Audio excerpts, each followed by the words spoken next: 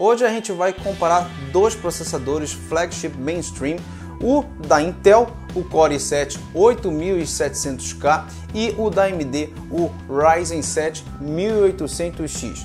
Ambos os processadores foram utilizados com um par de memória G-Skill DDR4 3600 MHz, CL17, assim como com uma GPU GTX 1080 Ti NVIDIA Founders Edition, enviado pela NVIDIA Brasil. A gente precisa agradecer tanto a NVIDIA Brasil por ter enviado essa placa, ter deixado ela aqui com a gente para a gente fazer esses testes, e também agradecer a AMD por deixar o Ryzen 7 1800X. A gente não agradece a Intel porque ela não mandou nada pra gente, então fica por aí mesmo agradecer ao próprio PCFX por ter comprado esse 8700K, tá, pessoal? Esse comparativo a gente vai testar em Full HD numa cena in-game. Nós não usamos o benchmark para comparativo. A gente vai tentar upar um comparativo dos dois lado a lado em um outro vídeo, mas vai ter aquela perda do NVIDIA Share, então há que se desconsiderar os números que nós temos aqui necessariamente com os números que vão aparecer na tela para vocês em um outro comparativo que a gente vai fazer em 1080p. Vamos então para os resultados para que depois a gente analise o porquê desses resultados, e sempre foi isso o diferencial aqui do PCFX, o que realmente faz o PCFX ser único, e é por esse motivo que a gente pede para vocês, se vocês gostarem desse vídeo, deixem um like de vocês, compartilhem nas mídias sociais, WhatsApp, Instagram, Telegram, Facebook, deem um jeito de vocês de fazer esse vídeo chegar nas pessoas que querem comprar Far Cry, que tem Ryzen, que tem Core i7, que tem a 8ª geração Coffee Lake Intel. Tá ok, pessoal? Vamos então para os resultados. A gente vai analisar resultado a resultado devagarinho para que vocês acompanhem. O melhor resultado que nós tivemos, 120 FPS, foi no Core i7 8700K com o Core Clock em 5 GHz, com o One Core Clock em 5.2 GHz e com o Memory Clock em 3600 MHz.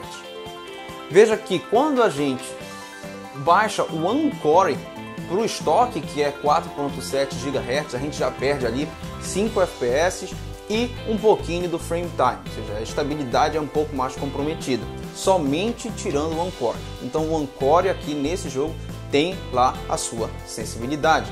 E o One Core é o que? É justamente a latência entre os núcleos, tá, pessoal? Quanto maior a frequência do One Core, menor é a latência entre os núcleos, tá? Então ela influencia nesse game.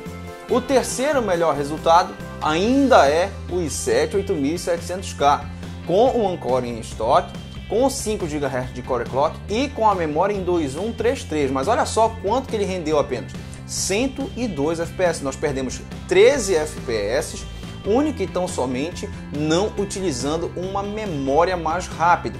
Então veja que a memória, aqui o clock da memória e a latência, evidentemente, entre a memória e o processador influencia bastante, influencia mais do que a latência interna dos CPUs, dos núcleos, e rendeu apenas 102 FPS, 3 FPS abaixo da situação anterior.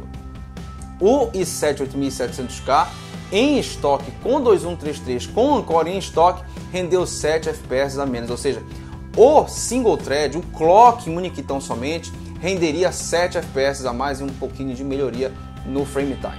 O R7 1800X não conseguiu sequer bater o i7 8700K em estoque, mesmo com todos os refinamentos possíveis e imagináveis que fizemos em um ano de uso desse Ryzen. Estamos com ele em 4 GHz, com a memória em 3266. Tudo bem que a nossa é 3600, mas foi o máximo que nós conseguimos com estabilidade e com rendimento aqui no Ryzen. E mesmo assim nós não conseguimos empatar com o i7 em estoque com memória simples. Se a gente usasse o R7 1800X em estoque com memória em 3266, com memória afinada, a gente teria uma perda de 7 FPS, tá? E isso já demonstra a importância aí do núcleo estar em 4 GHz, a gente tem uma perda. Agora, não se compara com a perda se a gente saísse desses 4 GHz com 3266 e simplesmente mudássemos para 2133, mesmo mantendo o Core Clock em 4 GHz. Nós perderíamos aí 23 FPS. Agora eu peço para que vocês voltem aqui para mim. Vocês conseguem perceber que no Ryzen a memória influencia muito mais do que qualquer outra coisa e com muito mais ganho do que em qualquer outra situação. Por quê? Porque diferentemente de Intel, em que você consegue overclockar o One Core separado do overclock de memória, e aí você consegue ver separadamente, cada um influenciando no aumento de FPS, no Ryzen, quando você overclocka a memória, automaticamente você overclocka o One Core do Ryzen. E aí é por isso que somente overclockando a memória você já tem um boost muito grande. Overclockar o clock, o CPU clock mesmo, o Core clock, não muda muita coisa. Muda, mas não muda muita coisa nem em Ryzen, nem em Intel. O que causa toda essa diferença de capacidade de processamento, de capacidade de instruir a GPU a de fato entregar os frames na sua tela, são única e exclusivamente o gerenciamento de threads, que é absolutamente diferente nesse jogo quando você compara Intel com Ryzen. Vamos dar uma olhada aqui no gerenciamento de threads. Veja que quando você usa o i7 8700K mais afinado possível, que é com 5 GHz, 3600 MHz, 5.2 GHz de Encore, a gente tem um uso de threads máximo no primeiro de 53,6% e mínimo no 12º de 25,7%.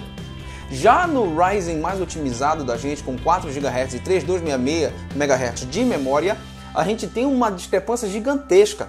O primeiro thread está em 89,5% contra o 16º thread em 5,9%. Uma discrepância gigantesca de uso, um estouro do thread inicial, um segundo thread maior do que o maior thread do i7 8600K. E isso se dá, pessoal, única e exclusivamente por dois motivos. Primeiro, a latência interna entre os núcleos, entre as threads, e segundo, a latência da memória para com o processador. A gente já explicou essa situação num vídeo que a gente fez chamado Por que os Ryzen usam menos CPU em games, em que a gente fala que justamente a latência entre os núcleos é como se fosse, pessoal, como se a gente tivesse dois trens, um pegando fogo, vamos dizer assim, que é com a thread cheia, como aquela thread 1 a 90% do Ryzen, um pegando fogo cheio de gente, e um outro trem logo ao lado, sem pegar fogo, sem ninguém dentro. E aí qual é o ideal? É você mandar as pessoas que estão nesse pegando fogo para o trem que está ao lado.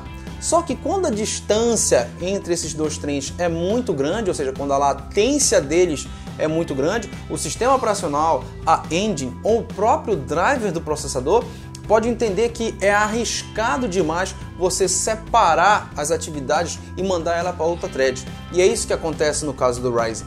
Você vê que no i7 8700K, em que a latência entre as threads, entre os processadores é muito pequena, eles conseguem dividir essas tarefas entre os vários núcleos, coisas que não acontecem no Ryzen.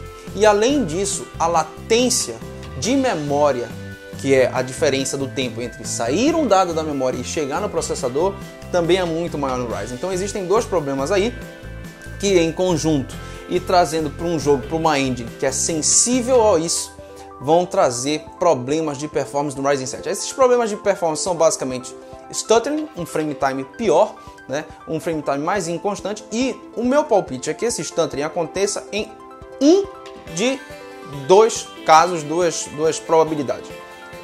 Primeiro, ou é no momento em que o thread 1 estoura literalmente, chega a 100% e por conta dessa latência não tem como mandar as informações para o segundo thread e aí simplesmente você tem uma queda de performance. Ou, segundo, como ele não consegue mandar os dados, ele tem que simplesmente frear o desempenho para que não estoure essa thread e a queda não seja maior ainda. Porque apesar de nós termos alguns stutters, eles poderiam ser piores, poderiam ser travados absolutamente visíveis.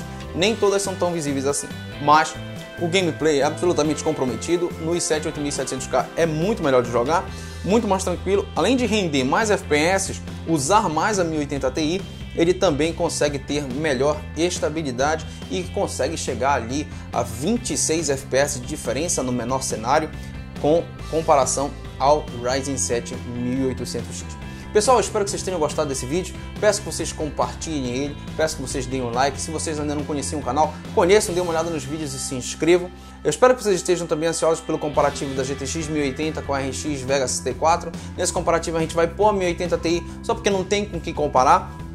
Vamos também comparar a Vega 56 com a 1070, a 580 com a 1060. Tá ok, pessoal? Um grande abraço e até o próximo vídeo.